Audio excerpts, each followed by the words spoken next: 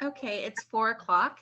Good afternoon, everyone, and welcome to the NACDD webinar, Deadline 2023, No More Waiting for the Home and Community-Based Services Settings Rule.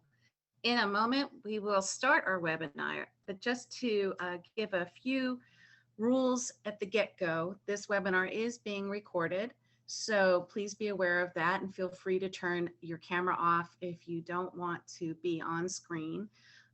We are also using the meetings mode, which means we're going to need some cooperation from you all to keep your computers on mute. Please use the mute function so we don't get any interference during our webinar. We have a lot of speakers lined up and not a lot of time, so we are asking people to reserve all questions for the end during our panel discussion, at which point we will be using the chat box function as well as the raise hand function of the Zoom meeting to queue for the questions for our panel. Again, welcome to our webinar. And at this time, I will turn it over to Donna Meltzer, CEO of the National Association of Councils on Developmental Disabilities. Thank you so much, Erin. Good afternoon, everybody. It's great to be here with you.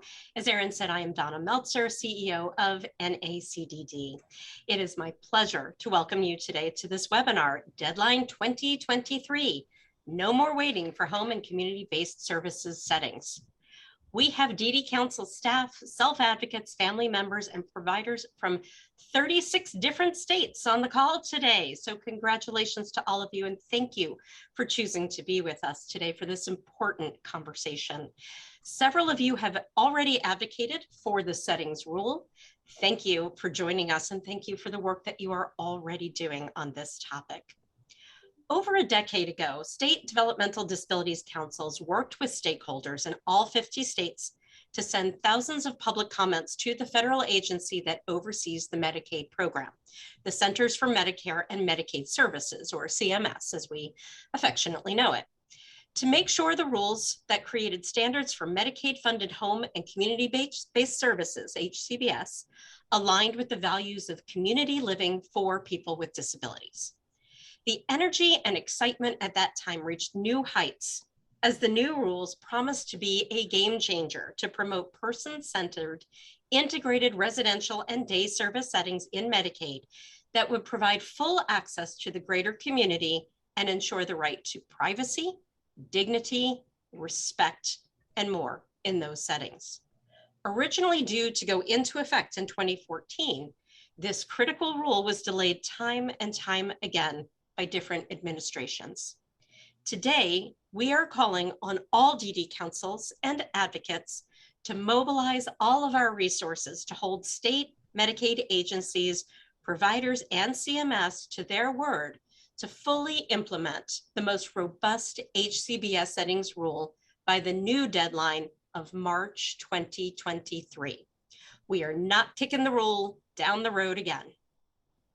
This webinar is only the beginning of NACDD's joint project with Human Services Research Institute, HSRI, to refresh our expertise in the HCBS settings rule and mobilize to provide stakeholder input during this critical time in the state transition plan process.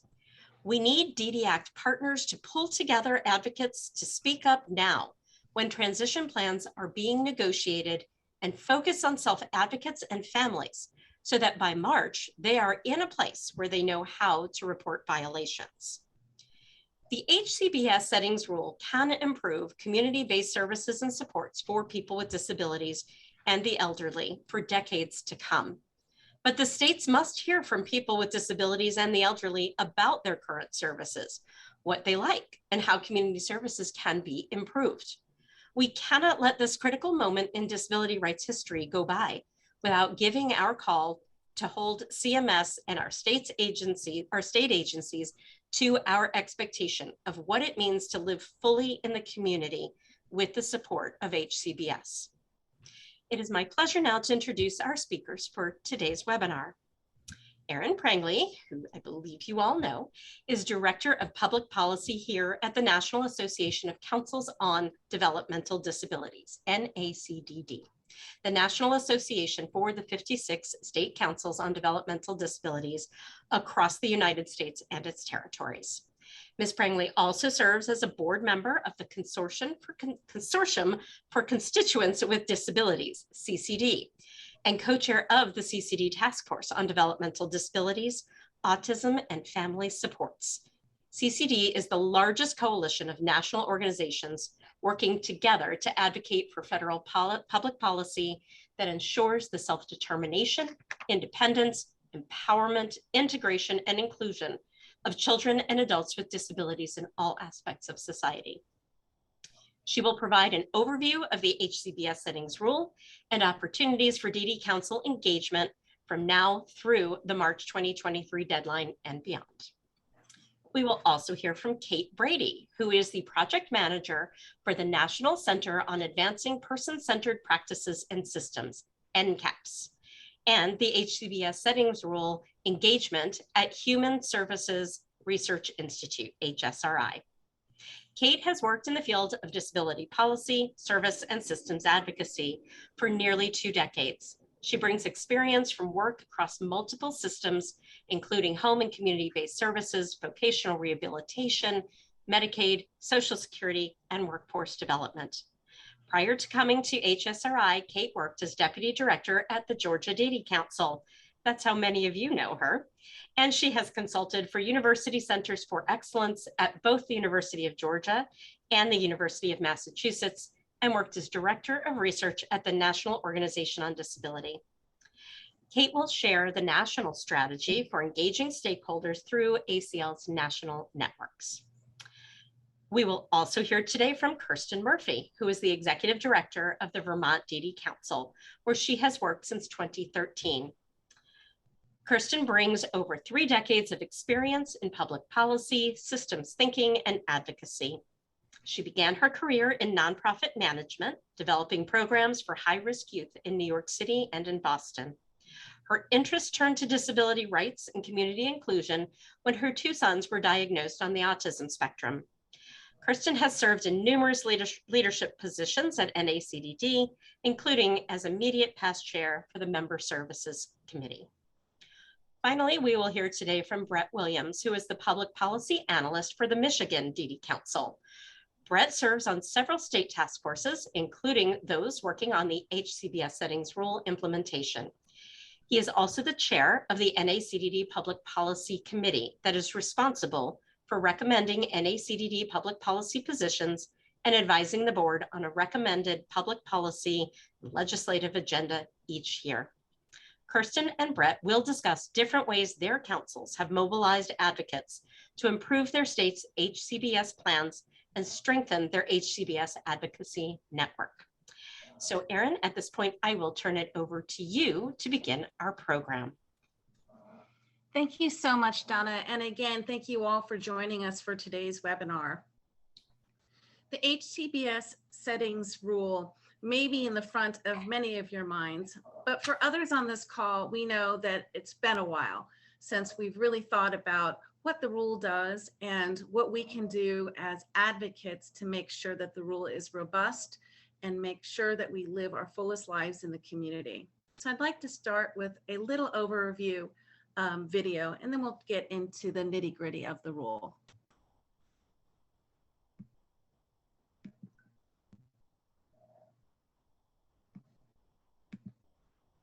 Hi, I'm here to tell you about a rule called the Home and Community-Based Services HCBS Settings Rule that supports inclusion and integration of people with disabilities in the community.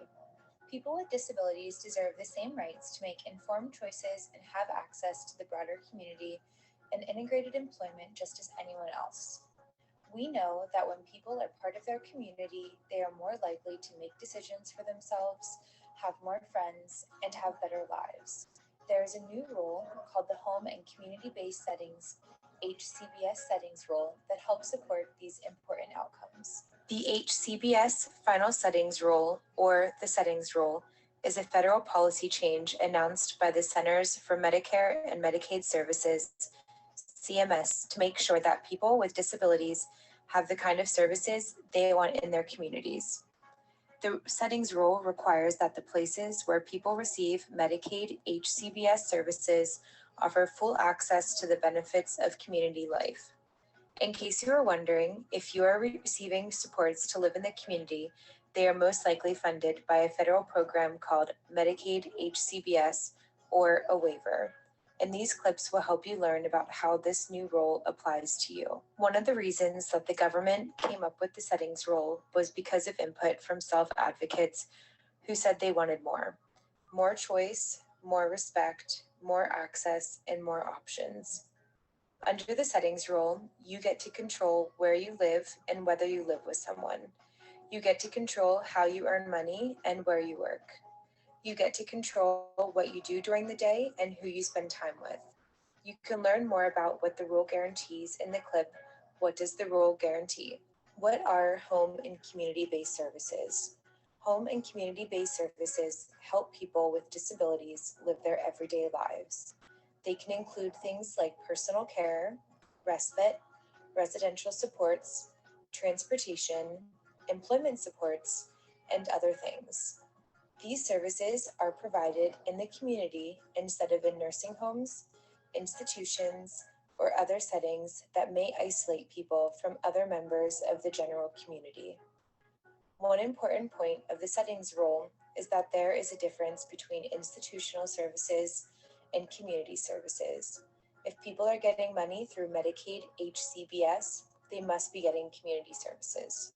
States get to decide how they run their Medicaid programs. Keep in mind that HCBS services, sometimes called waiver services, might have different names in different states. But the point of the services is to help you live your everyday life. To be on the waiver, people must show that they need support to live in the community.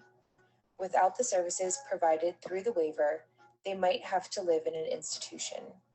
Although HCBS waiver services have been available since the 1980s, many people with disabilities still do not have the opportunities they would like to be active and included members of their neighborhoods and local communities alongside people without disabilities. They may live in the community, but might not be a part of the community. The settings rule was passed to help to address this. There are some important dates for you to know about. Let's talk about 3 in particular. The settings rule came out in 2014, but it takes time for states to evaluate all of their services and for providers to make changes. States were originally told by the federal government that they had until 2019 to follow the rule. But now the federal government has given states a little more time, and now they have until 2022 to fully comply. As part of the final settings rule, every state was required to submit a statewide transition plan, sometimes called an STP, to CMS. CMS stands for the Centers for Medicare and Medicaid Services. They are the federal agency that oversees the HCBS program and helps pay for it. In each state's transition plan, they must describe how they will make sure that the settings where people live, work, spend their day, and receive HCBS services are truly community-based. You can visit www.hcbsadvocacy.org to find out about your state's STP and learn about opportunities to provide input into the plan and the way it is carried out. Throughout the transition process, states should ask you for your input about the HCBS services you receive, the places where your services are provided, and changes that could be made to help you get the community life you want. This is your chance to share what community life means to you. You can learn more about what you can do to make sure your voice is heard in the clip entitled A Call to Action. Even though the settings rule was put in place for states, providers, and agencies to follow, the reason the government made the settings rule was for you, for people receiving services. You can learn more about the settings rule and what it guarantees you as a person receiving Medicaid HCBS services and the clip, What Does the Rule Guarantee? You can learn more about the choices you should be making in the clip called Your Life, Your Choice. An additional clip called Rights, Restrictions, and Modifications outlines the assurances that must be in place if any of your rights are restricted or modified. The settings rule also lists additional requirements that must be met in settings that are owned or controlled by a provider, both in residential and in day and work settings. These are covered in 2 clips: HCBS provider requirements for residential settings and HCBS provider requirements for non-residential settings. The settings rule also provides conditions for person-centered planning. You can learn more about person-centered planning in the clip HCBS and person-centered planning. It's important to remember that the settings rule covers all types of HCBS settings. If you live in a group home, for example, or go to a day program and receive HCBS services, the settings rule applies to you. We invite you to watch the following clips to learn more about the HCBS final settings rule and learn how it can help ensure you have access to the community, choice, individual rights, and independence. If your HCBS services don't provide you with these opportunities, the clips will assist you to find ways to speak up and make a change. Well, I hope you caught the last bit of that slide, and I hope you enjoyed the presentation. This presentation was funded by and brought to you by the Illinois Council on Developmental Disabilities in cooperation and partnership with the Council on Quality and Leadership. So it was produced a couple of years ago, and some of the dates are a little outdated now. I think you recall the 3 dates that they talked about in the timeline. The third date of 2022, when the rule is supposed to be in effect, actually it has been changed. It was changed to 2024 because of the public health emergency of COVID-19. I think it is helpful, though, as a refresher, to remember that the concept of community living is where these HCBS settings rules come from. Where did we come up with this, rule about what our Medicaid dollars should be funding in the community? We have to go back a long way, but a good place to start is the Americans with Disability Act Community Integration Mandate back in 1990. This month marks the 31st anniversary of the concept of community integration mandate. So people with disabilities cannot be excluded from participating in or denied the benefits of government services, programs, and activities. And a lot of the language that we use today comes from the ADA's regulations that talk specifically about having people in the most integrated settings appropriate so that individuals with disabilities can interact with non-disabled persons to the fullest extent possible. The concept of community living and that value was further underlined by the Supreme Court Olmstead decision, which used the language of the ADA to find that discrimination to not deny people with disabilities services in the most integrated settings happens when people are not allowed those services in the community. So the court said that individuals with mental disabilities are entitled to live in the community whenever appropriate and receive treatment there rather than in institutions.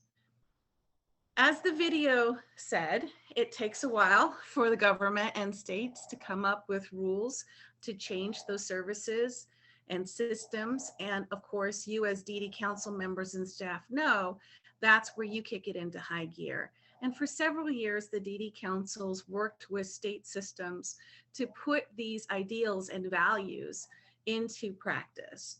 CMS came out with the amended HCBS rules in 2014. And again, as the video showed, those rules had been kicked down the road for several years for different reasons by different administrations. But we are looking at March 17th, 2023 for the transition period deadline to finally happen. We do have some pretty good indicators that this is a real deadline.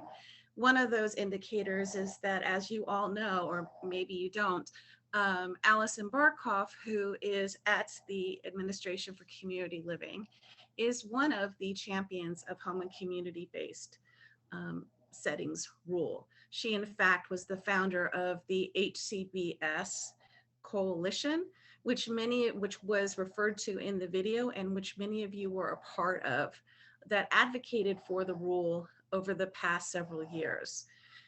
Allison has used her position in ACL to educate and to motivate the administration and CMS to take this rule seriously, which we believe they had, and we believe that this deadline of March 17th is a real deadline.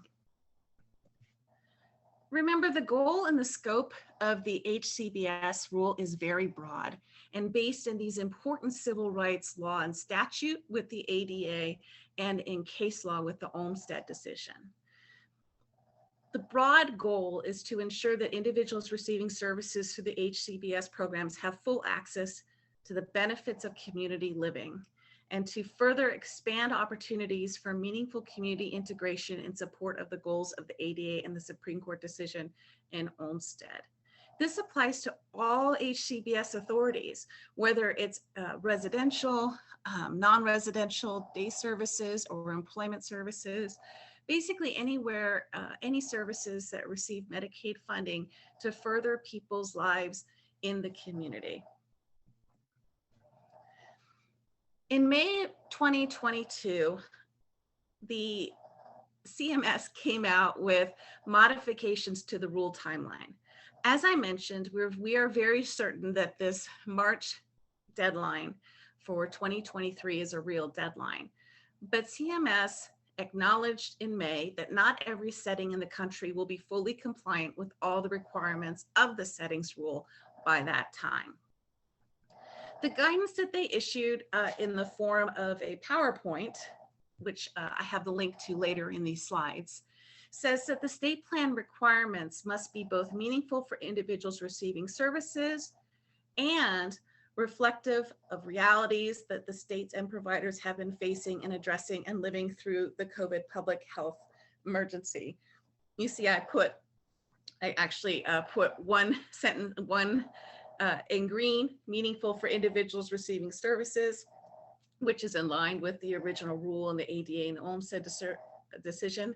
But I said it, instead of that and, it really should be a but, because the second part really modifies that first part and shows us that there are going to be some state flexibilities, which means that not the entire rule is going to be implemented, but there are some checks on the state's ability to waive the requirements of the HCBS settings rule after the deadline of next year. Here's the great news. We are confident that the rule requirements by March 2023, which cannot be waived, include the following. Number one, states must have their statewide transition plan approved. Well, of course, Erin, they must. Well, believe it or not, several states, took a while to get there, even though they've had 8 years. But CMS has put them on notice that they, in order to receive their HCBS funding, they have to have that transition plan approved. Number two, all the states and settings will be fully compliant with the regulatory settings criteria that are not impacted by COVID. That includes what Donna talked about, that in these settings, people will have privacy, dignity, respect, freedom from coercion and restraint, and control of their personal resources. CMS doesn't think there's any reason why COVID could impact those basic values that have been promised to people in these settings for decades. Number three, all the states and provider-owned and controlled residential settings will be fully compliant with the following regulatory settings criteria that are not impacted by the public health emergency. So they go on to list a couple of things that they are telling states they cannot try to waive. Number one, a lease or other legally enforceable agreement providing similar protections. For example, I listened to to a meeting concerning Florida, where people living in a residential setting were being evicted without any notice, where they would have had those protections from evicted under Florida landlord-tenant law. Under the new rules, they will have those protections or some other legally enforceable agreement in order to receive Medicaid funding in residential settings. The state cannot waive and the providers cannot waive the requirement of privacy in their own units, including lockable doors and freedom to furnish or decorate the unit. They cannot waive or fail to provide access to food at any time. They cannot waive or fail to provide access to visitors at any time.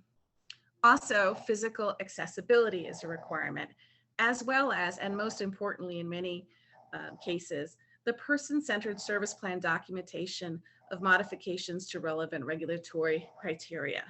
The person-centered plan is extremely important to all of these rules. The other requirement under the rule that cannot be waived is documentation that all states must provide to CMS by January 1st.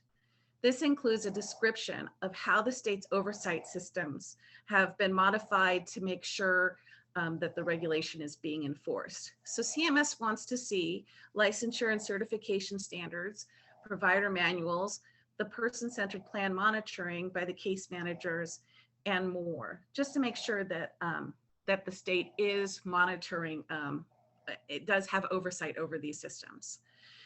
CMS also wants to have a description of how the state assesses providers for compliance and how they conduct ongoing monitoring. Finally, there needs to be a description of the beneficiary's recourse to notify the state of provider noncompliance.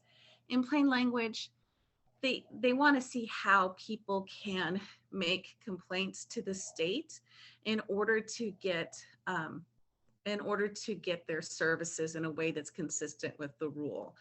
And the state needs to make sure that they provide specific feedback where there are issues regarding the rule that are raised by residents and people in non-residential settings where the rule isn't being followed. All of this information should already be contained in the state's transition plan.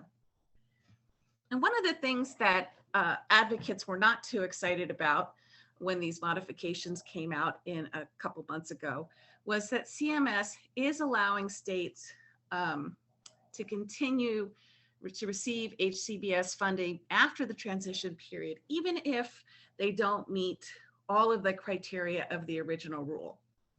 Again, though, CMS was very clear that these criteria and these exceptions are only because of the COVID public health emergency. As you can see, most of these are related somewhat to problems created by COVID, which might be workforce issues, but not necessarily. They might, have to do with the condition of, condition of the workforce. But here's what they list: access to the broader community, opportunities for employment, option for a private union or choice of roommate, and choice of non-disability specific settings. There may be other exceptions that states can ask for, but so long as they are not listed on the previous page, and so long as they are related to the public health emergency, they may be granted that. They may be granted an exception or a state flexibility. But it's important to note that in order to get that flexibility, states have to show that they need it and that they've already made efforts to implement the criteria to the fullest extent possible, and that they're going to continue to work to meet the rule, specifically what they're being asked, what they're asking CMS to waive, in a time-limited plan to come into full compliance. So they have to show CMS that they have a plan to comply with every single rule, even the ones that were impacted by the public health COVID emergency. We also want to make sure that states know, and CMS has made it known, that states should seek stakeholder input when developing the corrective action plan. So if they're not going to be able to meet any of these criteria, they have to submit the corrective action plan. But CMS has said that they should notify stakeholders so that stakeholders such as DD councils and advocates will have a chance to comment on whether or not they think that the state actually has made a good faith effort to implement the criteria or not.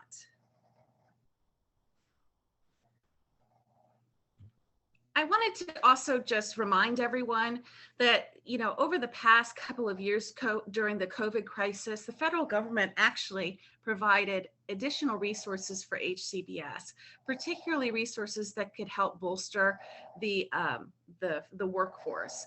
So when states are asking for corrective action plans, one really important thing to look at is whether or not that state has actively sought federal funding through the American Rescue Act plan, section 9817, to address the workforce issues that were created by COVID, for example.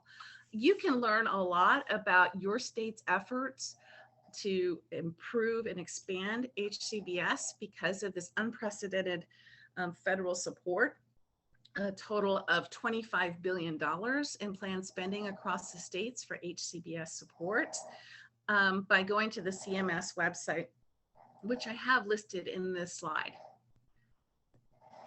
Finally, here's a call to action. So the problem is that ACL identified states with final state transition plans that had no stakeholder input. This is a big concern. As Donna mentioned, when the rule was initially published, thousands of people commented on what their services looked like and what needed to be improved. And it is very concerning that at this time there has been very little stakeholder input.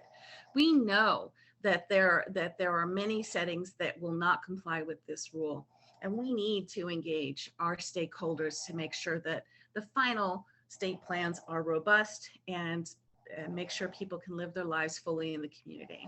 The solution that is being proposed is to engage DDAC partners to put the settings rule on the front burner, as Donna said, to no longer kick the rule down the road. We have a couple goals listed here, and the first one is that we want every single state to submit draft comments on the pending state transition plans. We don't want to see a single state go by without stakeholder comments to their state agency on the good things about the state transition plan and the parts where there may not be enough attention to the intent of the ADA, Olmstead, and original community integration value that we all share. We're asking in goals to re-educate self-advocates and stakeholders about this game-changing rule. And then finally, prepare for the effective date of next year. We want to make sure that people know what their state system is when they feel a setting does not reach the goal and the value of the settings rule. Today we're holding our webinar, but our NACDD State Policy Committee has committed to have regular meetings on this issue, as well as provide mentorship to staff from DD councils who are looking to do more to engage in this area. I am going to be offering technical assistance and strategies to analyze state transition plans and help engage stakeholders. And then also we will be doing a DD Council survey and white paper on all of our efforts to show ACL and all of our partners why we have a unique role in engaging stakeholders and the nothing about us without a system and value that we hold so dear. These are all the states, these columns show the states that have had initial approval. I've highlighted the states that CMS and ACL are doing site visits to. The final approval states don't mean that the work has been done, because remember, even though the states may have final approval on their state transition plan, if they are seeking any sort of waiver through the corrective action plans, we want to make sure that the DD councils know about those corrective action plans and are taking a look to make sure that the state and providers are making a good faith effort to follow the rule before they ask for a waiver of any of those rules. Finally, I've listed some resources and toolkits. These are in the slides that I shared earlier, but CMS's page is extremely valuable and has a lot of information about the details of the plan. The Autistic Self-Advocacy Network also has a toolkit, which is a little different. but it is written in plain language and is a great fact sheet for your DD count, has a great fact sheet for your DD councils and folks that need a refresher on the HCBS Settings Rule. The video that I showed at the beginning of my presentation is the video at the top here. Again, thank you, Illinois Council on Developmental Disabilities, for taking leadership in funding and directing these videos. They mentioned several other videos, which I've put the links to on this slide. I've seen all of them, and I highly recommend them for self-advocates, family members, and DD Council members, so you can see how truly game-changing this rule can be in the lives for people with intellectual and developmental disabilities. Thank you so much for joining us today. My email address is there. It's eprangley@nacdd.org. And at this time, I'd like to turn it over to Kate Brady from the Human Services Research Institute. Sorry, I had a typo there, Kate. That's fine. All right, thank you, Erin. I see that you have covered all the important steps. So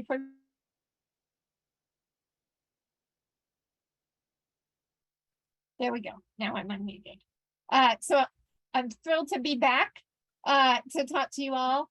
I want to say first that you can clearly see how DD councils nationally are leading in this work. Erin is presenting you with so much robust information. The videos the Illinois Council created are tremendous and are going to appear on many national sites. And so it's not a surprise to me that you're leading, and it's also, I don't think, a surprise to any of us that we have seen a lull in the engagement with the settings rule. The partnership that I'm going to, thank you, Erin. The partnership that I'm going to share with you, I do want to acknowledge is funded by ACL and then administered by NCAPS, which is a project at HSRI.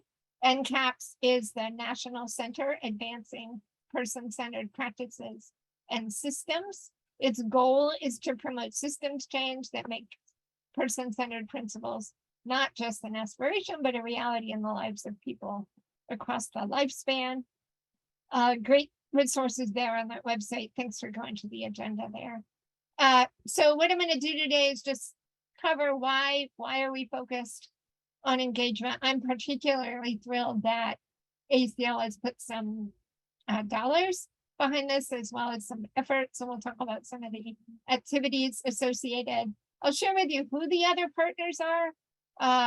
And I've had some individual conversations that my hope is that the strength that we can create will be cross-network strength, right? So within your states, the ability for you to respond to these transition plans and CAPs in collaboration with other partners. And then similarly, that we can create collaboration at the national network, much of which is already in existence. We'll talk about some resources, and then if there's time, I'd love to take questions. And if there isn't, I'm happy to have your questions and ideas in the chat, which I am not monitoring while I talk. So anybody should feel free to interrupt and yell at me. Next slide, please. Thank you. So as you might guess, right, we recognize there are some key factors that interrupted what was tremendous momentum around response to the HCBS Settings Rule. Certainly the many changes in deadlines, additional changes in how CMS is interpreting compliance, right? How they're interpreting sites. Then we did have a pandemic, right? So folks got used to staying at home. Our lives got small and focused. I think it would be odd, right, if momentum wasn't interrupted by that reality. And then I have heard from a few folks that, of course, there are competing demands in your states, right? A new waiver comes up for authorization. There's a crisis of another kind. There's a legislative session. So, you know, you're always dealing in competing demands. And I think what we're trying to do is recognize that there is a short-term opportunity to respond to the remaining states that have statewide transition plans that have yet to receive final approval, which Erin outlined for you. And then, and I see, Kimberly, that you're putting in the chat, so I'll respond. I'm so glad that you're sharing with sources. And then to build the network so that we have what we need when we get to times like troublesome new waiver or corrective action plan. So next slide, please. And Erin, I'm sorry, I should have offered to share my screen if that would have been easier for you. Thank you for scrolling for us. So some of our aims, just so that you know what we are up to, is to support the improved engagement with state agencies that are implementing the rule, reviewing state drafts and of transition plans, and heightened scrutiny packages, support submitting public comments, and as well as support states in reviewing their settings assessment tools. I do think that we will, from the myriad of activities that we'll be engaged in, see a growth in community level awareness of the rule. And as I think is always necessary, we may need to raise setting specific issues with ACL so that there can be a better pathway to surface those issues on behalf of individuals that are experiencing services in each state. And then with a lot of support from ACL, who's been tremendously engaged, we're collecting and organizing resources. So everything you're putting in the chat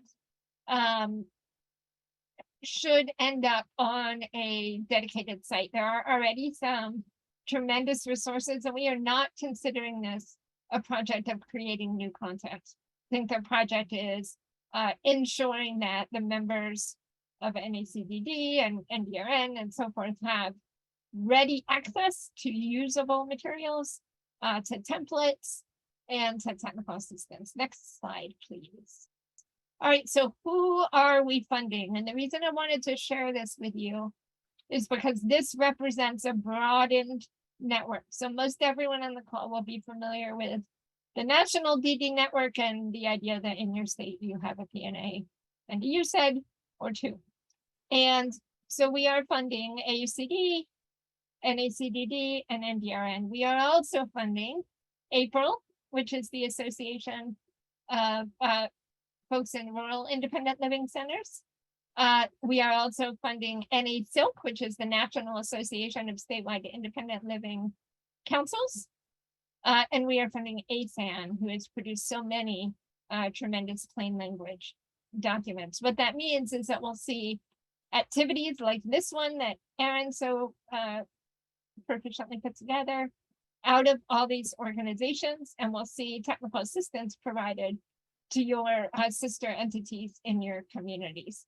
We also recognize, while I'm on this slide, that I want to say that folks are at different places in their comfort and experience with providing public comments, right? There are places where you as the DD Council will become the natural leader.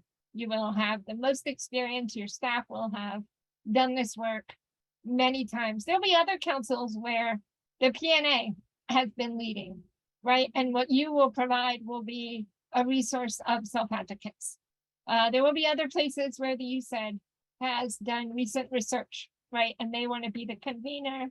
And maybe the PNA is just going to offer up a few anecdotal stories.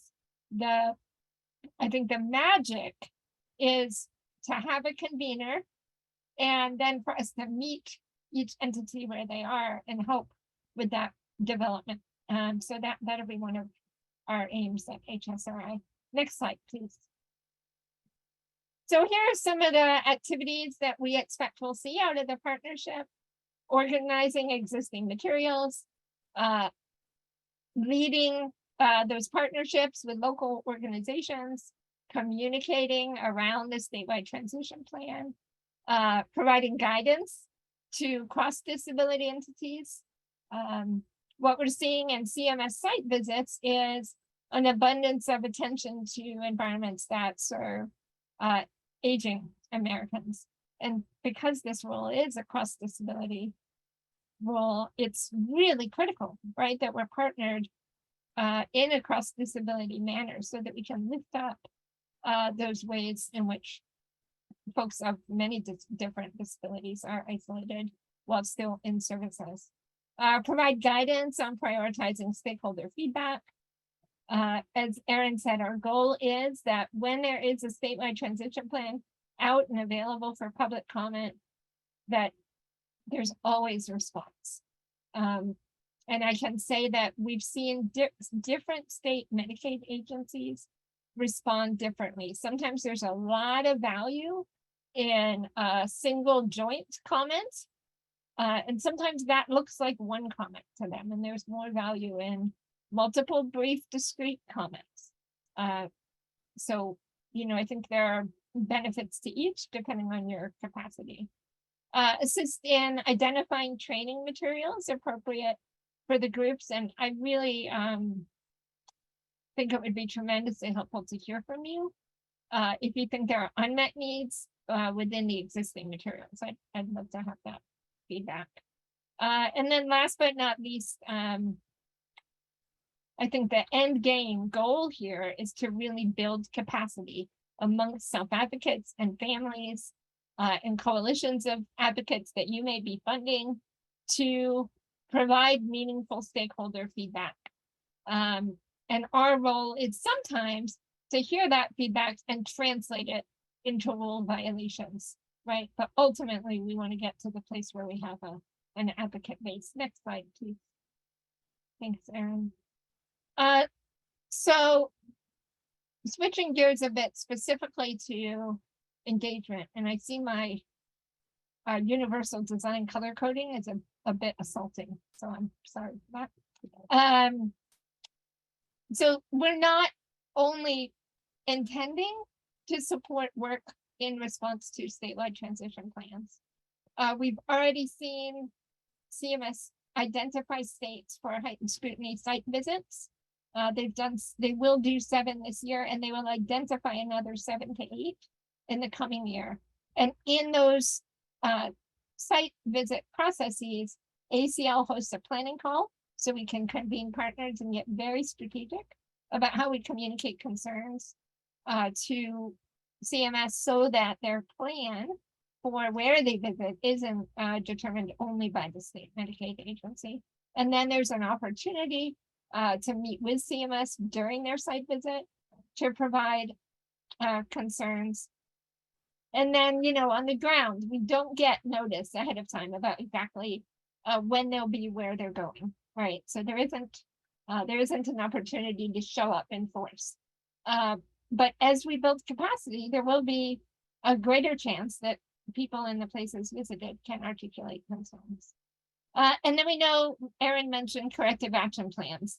Now, while CMS did not require public comment for corrective action plans, which is unfortunate, we are absolutely entitled to ask to see those corrective action plans before they are submitted, and we should do so. We are also working nationally to ensure that those plans are made publicly available.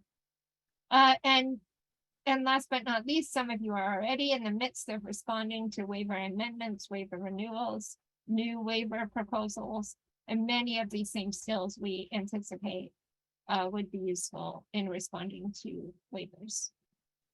Next slide, please. All right, so where are the stakeholders, or maybe better said, who are they? Of course, they're individual people with disabilities, their families, their neighbors, parent groups, sibling groups, self-advocate groups, protection from harm resources like your PNA, your ombudsman, adult protective services, and then to some degree, and in some communities, provider organizations and associations.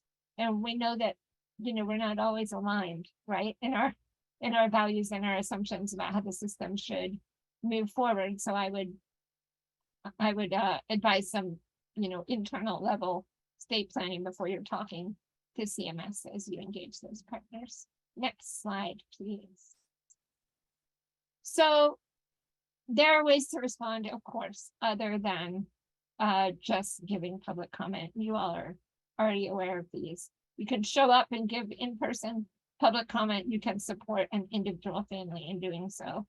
You can submit written comments from the council, or you can coordinate templates for others to use in submitting comments. You can consult your partners about submitting joint comments. And of course, you can operate outside of the comment structure, right? By calling your legislators and other elected officials with your concerns. All right, Erin, I hope I didn't go over time. So there is the NCAP's website and my email, which I'll also put in the chat. And I think most importantly, you're going to hear from councils who are already doing this work. So thank you so much for having me.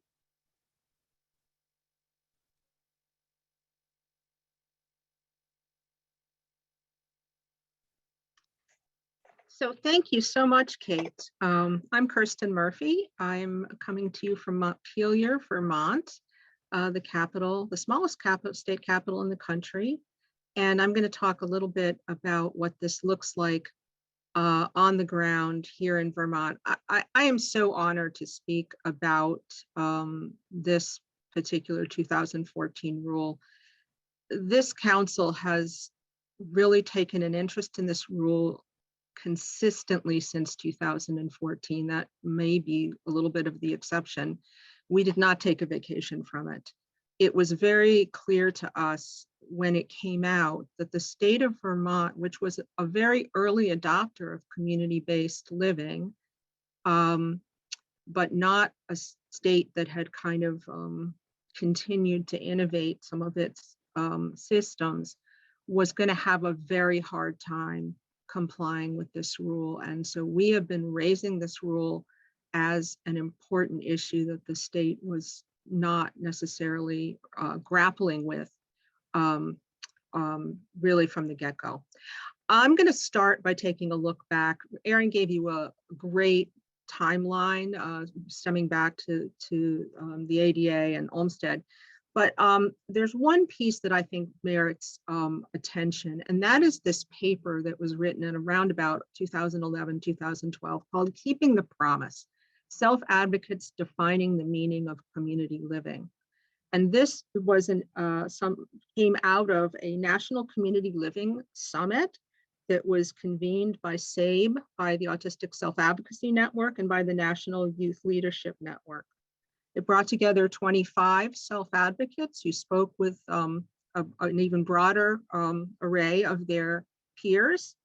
And it was over a couple of days. It involved self-advocates really sitting down and planning together and laying out a definition of what community living might mean. And this paper was really very influential. We go to the next slide. You can almost draw a straight line from the language in this report to what ended up in the settings rule, that outcomes from self-directed lives must be the measure of success. The rule in the settings area is very, very oriented toward the quality of the life that an individual is living. And it is not so much about the bricks and mortar, what kind of building you're in. It has some of that, but it's really more about the quality of life. It's much more comprehensive than that. And it's, I think as you get reoriented to the rule, it's important to keep that in mind. I go back to this paper, Keeping the Promise, for inspiration. And I remembered today as I was getting ready for this talk, really the vision of this Keeping the Promise. So I just want to read a short piece from the conclusion. Genuine community living means having real choice in assistance, friends, partners, supports, and living circumstances. Genuine community happens in inclusive, diverse, and mixed neighborhoods. Living in genuine community means making your own decisions and being an independent and self-sufficient citizen. In genuine community, people have names, not labels, live in neighborhoods, not on campuses, make their own choices, and enjoy privacy and genuine relationships of equality. In some sense, many of the projects that all of us work on as DD councils, including things like alternatives to guardianship, promoting choice, promoting self-determination, really are consistent with this rule. This rule really is kind of the flourishing of the values of the DD Act. Next slide, please. So why is stakeholder input important? As is obvious, I think, to everyone here, it's part of our foundational values, nothing about us without us. But it's also a practical tool. It's a practical reality that individual self-advocates and family members are able to see what state agencies cannot see or do not see. And in the state of Vermont, where we've over time eroded our quality assurance mechanisms, really it has been self-advocates who are able to describe what is deficient in their services and in their living situations, and also at odds with the rule. Things like, do they have access to food at all times in an unfettered manner? Do they have lease-like protections? Do they have the ability to have friends over at any time? Self-advocates tell us a lot of stories about that not necessarily happening in, especially in a setting that we call shared living. It's essentially an adult foster care model. And it is going to have some challenges as a model to come into compliance with this rule. If you could go to the next slide. Like all councils, we all do this. I happen to call it the 3 C's. How does the DD Council work with our partners? And yes, that includes independent living, our community advocacy agency for older Americans. We work as a conduit for information. I'm lucky enough to employ an attorney on our very small staff who is able to really dig into policy, really know the every in and out of something like this rule. Kudos to Susan, who's on this call. We act as a convener of stakeholders by calling those meetings and town halls, and we act as the composer of public comments, which are often something that we shop around as a sign-on document. Next slide. What has the DD Council in Vermont done? You'll recall that the 2014 rule actually has 2 components. It has a component that came immediately online in 2014, and that had to do with the need for case management services to be free of conflict of interest. Oddly, Vermont, which has a highly vertically integrated system, you go to your agency and you get everything from soup to nuts. You get your evaluation, you get your options counseling, you get your service planning, you get the delivery of your services. All of those activities are vertically integrated into a single agency. That's not the case in a lot of other states, in part because they came to this work of community-based services a little bit later. But Vermont had hung on to this vertical integration. And that is, in fact, the definition of what you should not do according to the CMS rules. So the rule came on in 2014. The case management component was rule effective 2014. And Vermont actually spent at least 3 years saying, this rule doesn't apply to us. I'm sorry. This is about other types of waivers, but not the type of agreement that we have with CMS. We have a different kind of agreement, so this doesn't apply to us. And the DD Council said repeatedly, it's going to apply to every type of waiver that CMS signs with the state. So you probably want to get on board with it. And besides, it's the right thing to do because it's talking about the conflicts of interest that prevent people from really speaking up about their services when they don't have something that they need. So eventually the state said, okay, we got it. CMS has told us it applies to us. This is an 8-year period. we're going to suggest something else. And we went through a stakeholder process, and Vermont said, we think instead people should have a choice. They can choose to be in a conflict of interest arrangement through an integrated agency, or they can have independent case management. We're going to suggest the choice model and see if CMS thinks that's a good idea.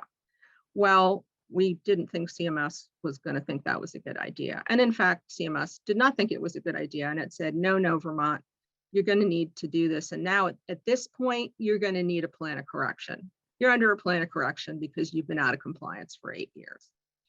So the DD Council all along during this period was writing comments frequently.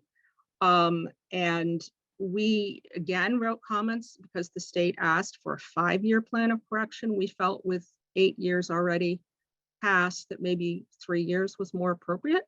And so we learned recently that CMS is giving our state 3 years to work on its issues around case management. I tell you that story because it caused us to create not only a sort of a, the role of the DD Council as being kind of the champions of this rule that people really wanted to not be talking about, but quietly we were able, working with ACL's policy group, to quietly reach out to CMS and make sure that the comments we were sharing were reaching CMS. So we began to build a relationship even directly with the Medicaid authority. I'm not suggesting calling them up. That's not really how this works, but using an intermediary, we were able to establish ourselves as a credible voice for individuals on the ground who were saying, hey, these conflicts make it really difficult for me to ask for, bring complaint about my services. So what's been happening on the ground for Vermont around the settings rule, the state of Vermont did a really odd thing with its transition plan. It embedded its transition plan in another document. So it's not a standalone document. It's embedded in something called our comprehensive quality strategy, which is a document that has to be put out for public comment once a year under the terms of our arrangement with Medicaid. That meant that the council had an occasion to bring up annually in public comment the need to comply with the conflict of interest free case management, and to remind the state that the settings rule would be coming along. Very recently, the state transition plan was, as recently as October, was renewed, and it didn't really get much advertising. In fact, the state filed the revisions to the transition plan without really announcing it in the normal vehicles that it would announce the change. So we didn't actually know about it for a few months. And to our concern, it said that there were no settings in the state of Vermont that merited special scrutiny, what they call heightened scrutiny. Well, we felt that actually the state of Vermont probably, had a setting or two that merited that, and certainly because of our adult foster care model, we ought to have some more serious conversations about how the particulars of the settings rule applied. So we let that be known, and in fact, that's part of why we were selected. Vermont was selected for a visit from CMS. It was these irregularities in our state transition plan. CMS actually directly asked the council to host a stakeholder session with them. So we put together a panel of about 20 self-advocates and family members across a range of different programs that are home and community-based programs. And really our relationship with CMS paid off because we had the opportunity to speak directly to them. Next slide, please. So what more? We will be doing many of the things that have been suggested here today. We will be vigorously doing. Our state hasn't taken advantage of its ARPA funding. It's hardly spent any of it unless the legislature has mandated that. I don't think it's spent a penny unless the legislature mandated it. So we really see that as an important piece of advocacy. We want to use all the tools at our disposal, asking for and making public comment, asking for not just the compliance, but suggesting what compliance looks like. We want an ombuds office. We want to make sure that the rules are monitored in our adult foster care arrangements, of which we have 1,300. That means advocating for more resources to monitor those settings. And we've also made a point of asking and trying to explore other formats that our stakeholders, especially self-advocates, might make their views known around what is a pretty technical matter. So instead of saying, what do you think about the home and community-based rule? We recently asked our council members, especially our self-advocates, to do an exercise in really sort of graphic facilitation. We drew a big picture of a house on a whiteboard and we said, okay, what makes that house feel like a home to you? What does it need to be a home-like setting for you?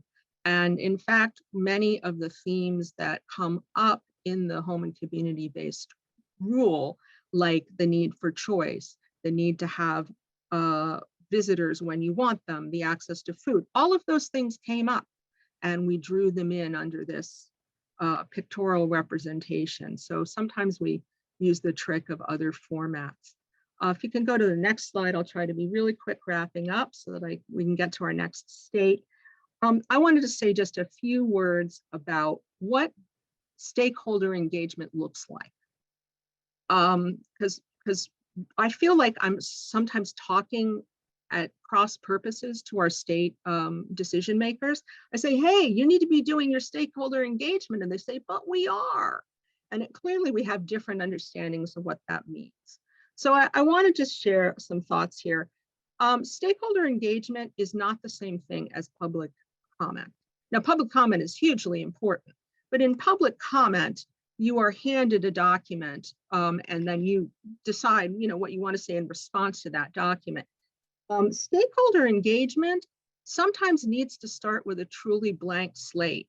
It should not involve always the state coming to you and saying, here, we have plan A or plan B, which one do you like better? Or we've decided these 3 questions are the questions that ought to be asked about our shared living providers. It involves offering the opportunity to plan together what our revisions to our system look like. Next slide. So it also is important to create safe spaces for stakeholder engagement. We have, in fact, because we have so many conflicts of interest in our system, we have run into many occasions where self-advocates share with us, or family members share with us, that they don't feel comfortable sharing their opinion if a provider or a director of an agency is also in the public forum that they're expected to speak in. Self-advocates may not feel comfortable speaking in front of their parent, especially advocating for things like, hey, I want to have my girlfriend over. That may not be, comfortable. So we've really encouraged our state to create safe spaces, to break out groups if they, if you want to talk to self-advocates separately, sometimes that's appropriate, etc. Next slide.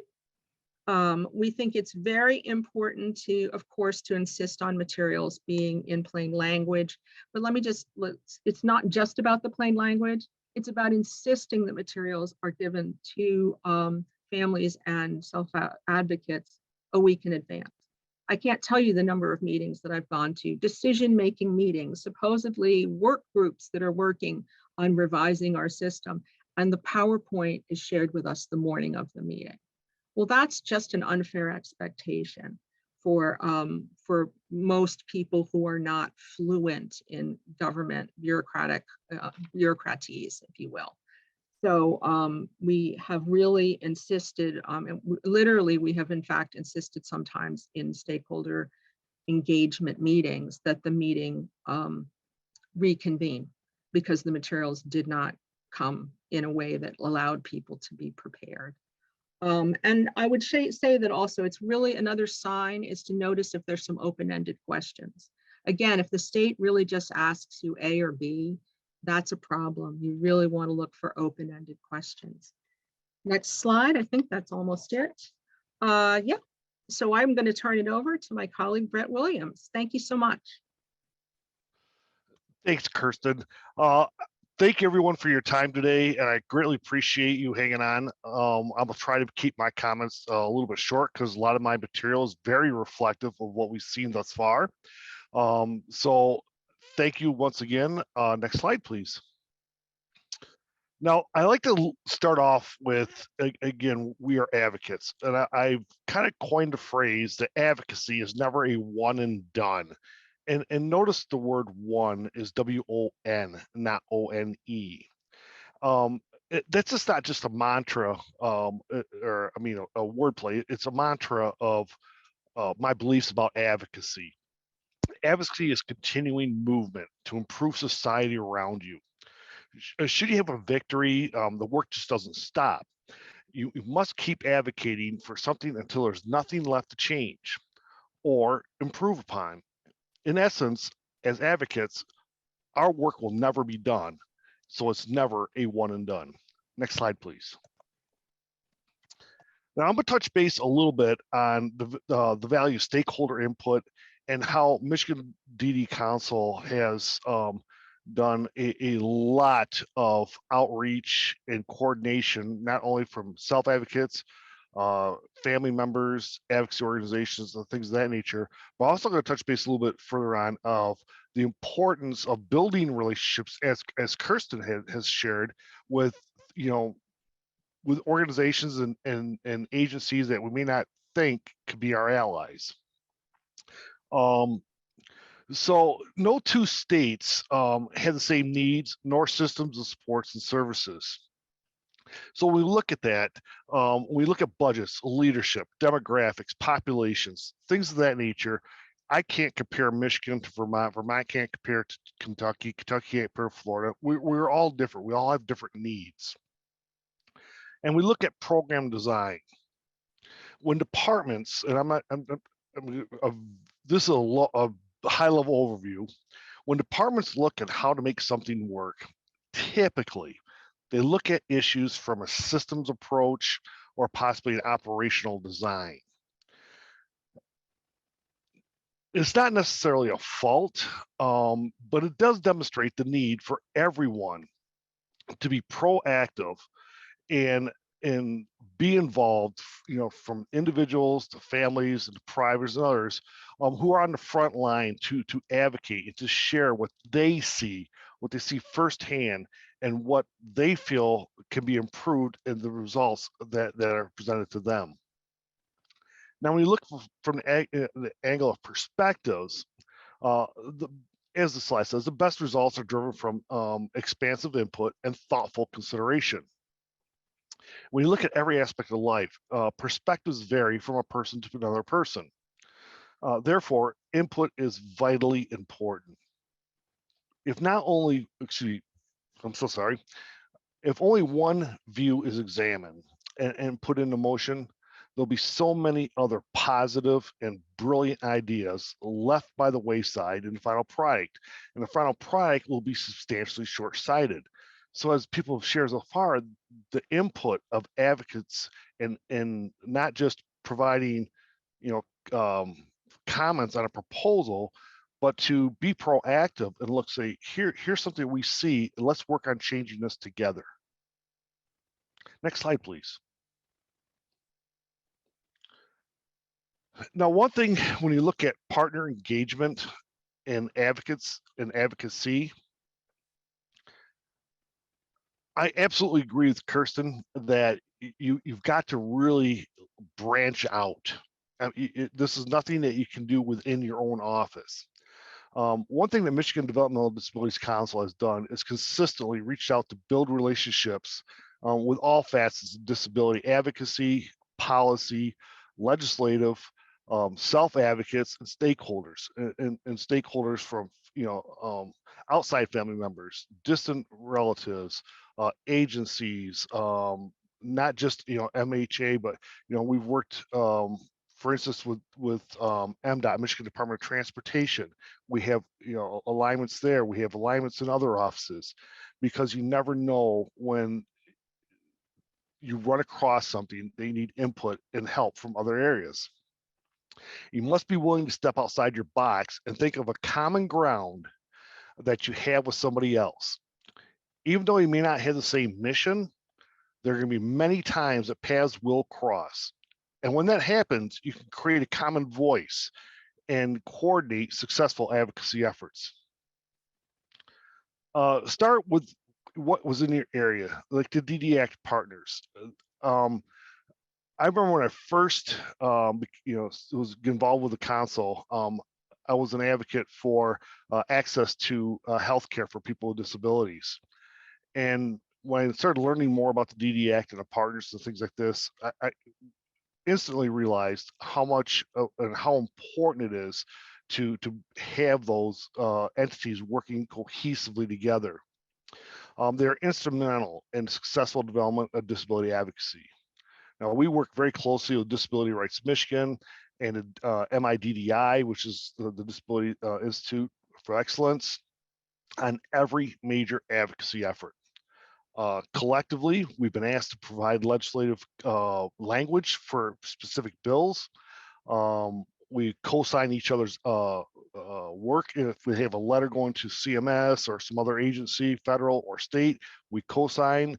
And there's been many times that we have worked collectively to draft feedback or proposals or comments to notes for proposed rules or things of that nature.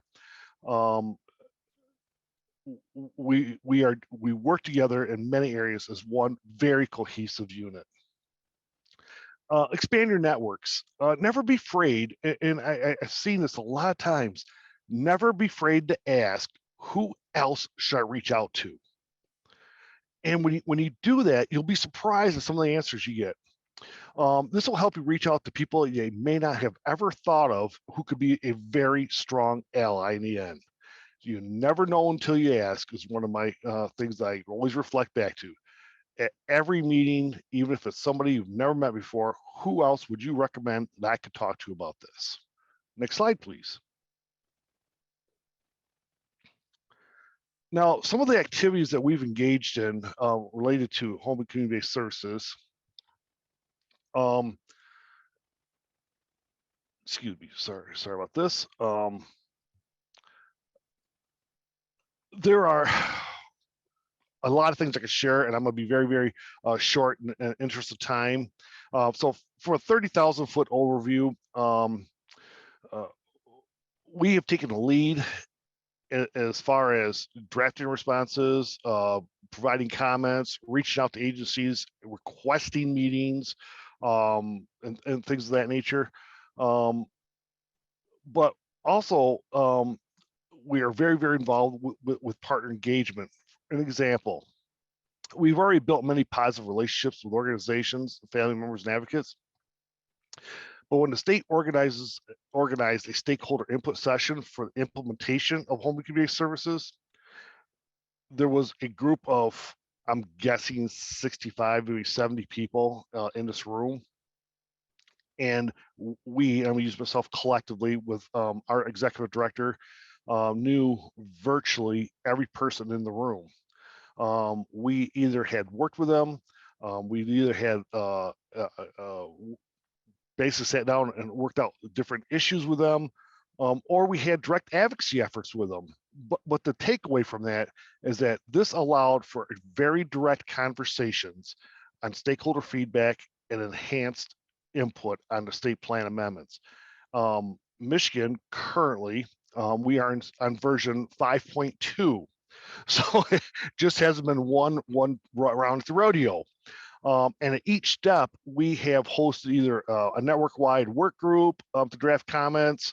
We have invited all of our partners together. And that includes, the DD Act partners I mentioned earlier, the ARC, Michigan United Cerebral Palsy, Michigan Disability Rights Coalition, self-advocates, family members, Disability Network Michigan, the SILs, everybody we can think out to bring them to the table.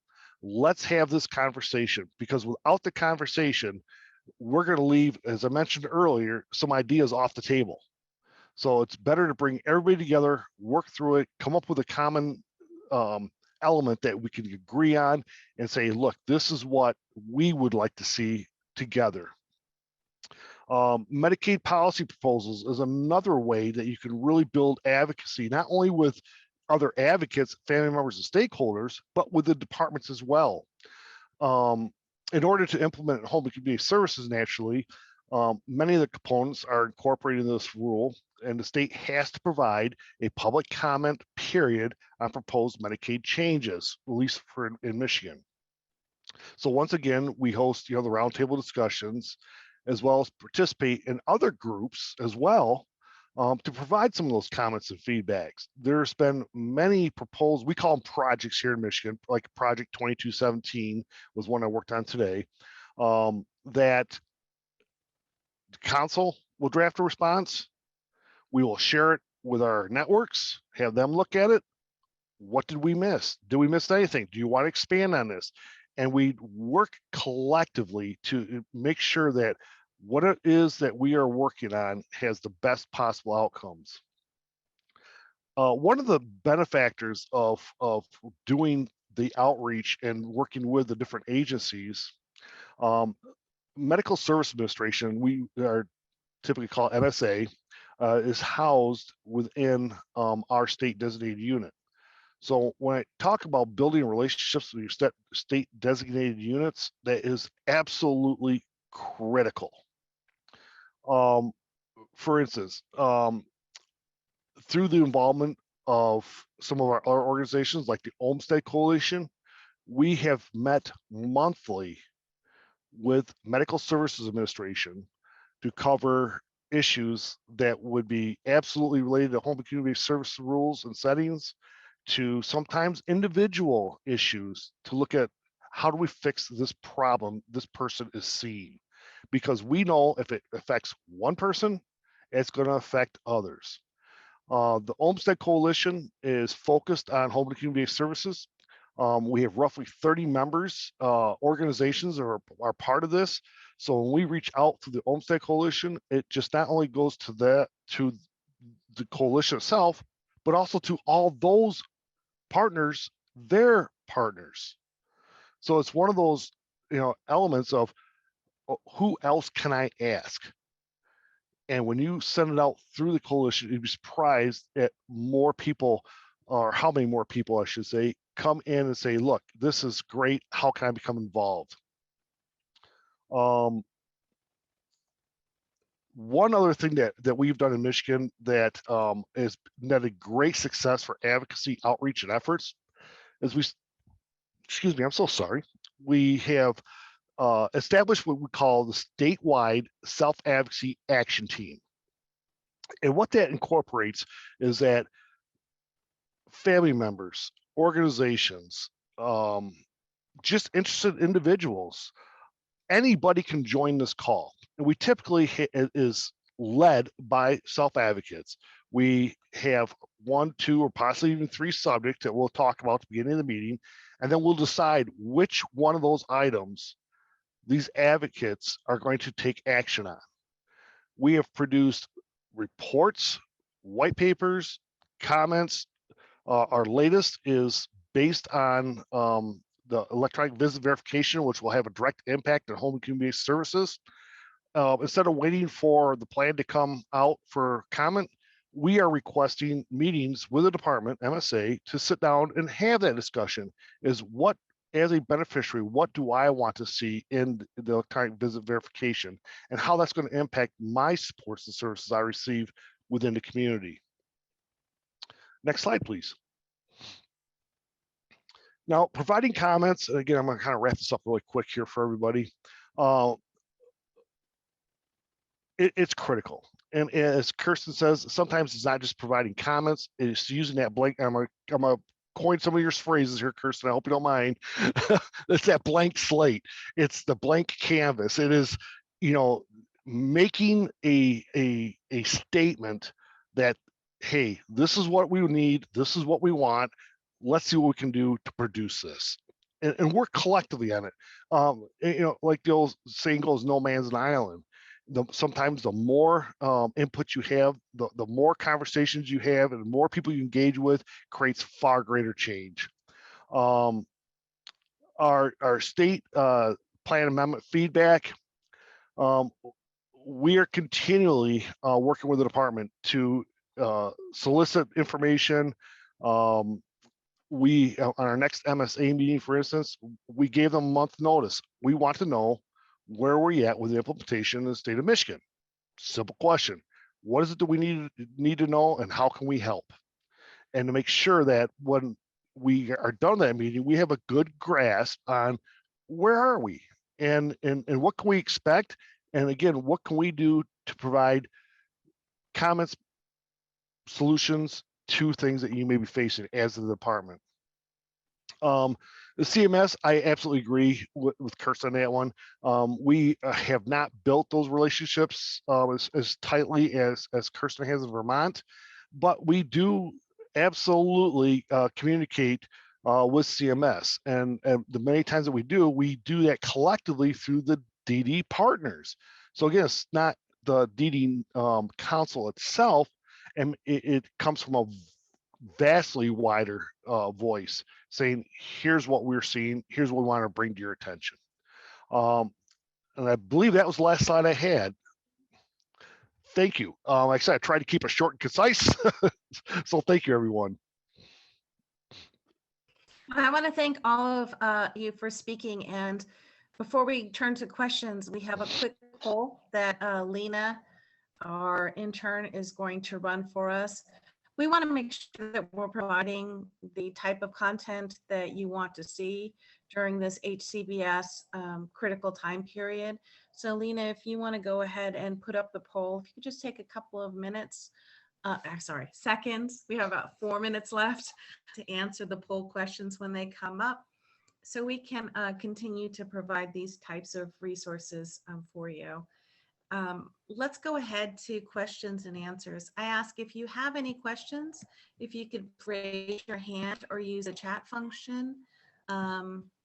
I don't know if anyone has their hand up yet. And again, these questions can be for any of us, Kate from HSRI, or Brett or Kirsten from the state councils. I just want to clarify quickly, sorry, that there are 3 questions, and to access the third one and the options for the second one, you just have to scroll down a little bit.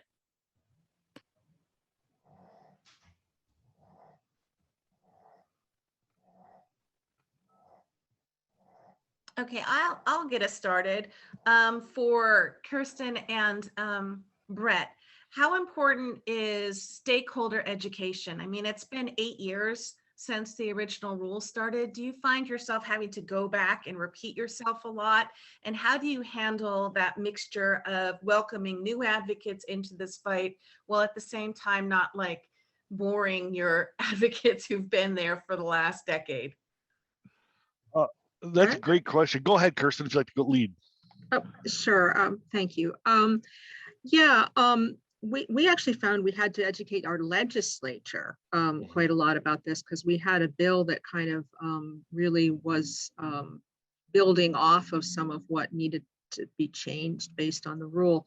So we started with the legislature, and you have to keep it very plain and simple. We have also worked with our statewide self-advocacy organization. They're going to put together a plain language, in fact, an easy read, which is even more basic, set of information about what your rights are under the rule, because that kind of information is really important to get out.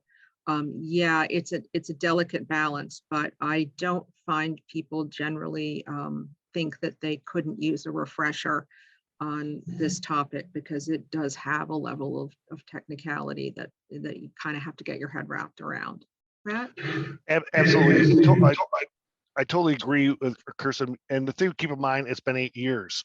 And as 8 years go on, things change. Michigan, again, we're on STP 5.2. So we are continuously trying to keep people in the loop of what's going on. I don't really see that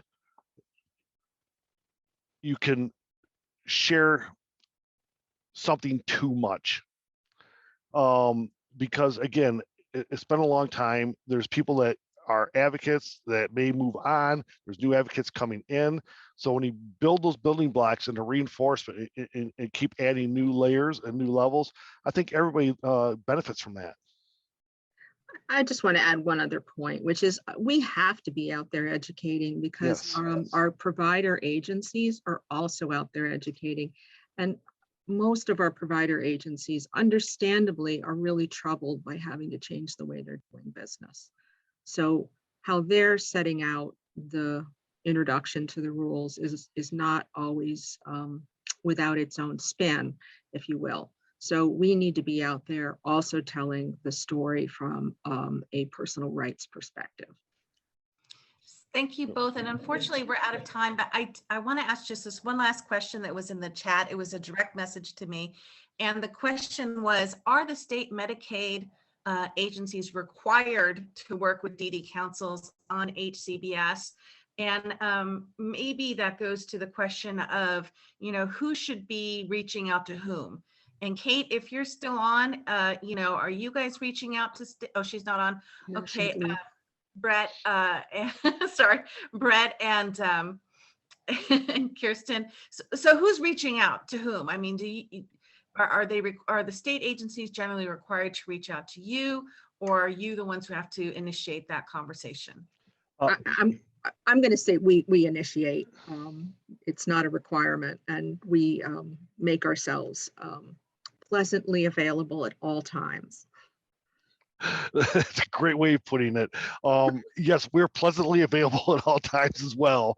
But in all fairness, like I shared it in a little bit of my discussion, is that we have fortunately built very good relationships with different parts of our DSA. Do we get two-way communication equally as we reached out to them? I would say no. I think we're predominantly the ones reaching out more. The public comment periods, sometimes it's so buried somewhere in their network of their web pages. It takes us a while to find them, and we don't get the precursors of, hey, we're going to release this for comment. So we're working hard on it. We're working very, very diligently to ensure that there is that open door communication, because it doesn't benefit the state, it doesn't benefit the advocates or the beneficiaries if there's not information being shared. Well, I want to thank you all for joining us today. I know we ran a little over time. In particular, I want to thank our presenters, Donna Meltzer, Kate Brady, Brett Williams, and Kirsten Murphy for joining us. I hope that you all found this webinar insightful, educational, maybe learned a little bit. We will be following up with the slide deck presentations, and feel free to contact me, Erin Prangley. If you have any questions for our panelists, I'll be sure to forward them to them. And my email address is eprangley@nacdd.org. Thank you all very much and have a wonderful evening.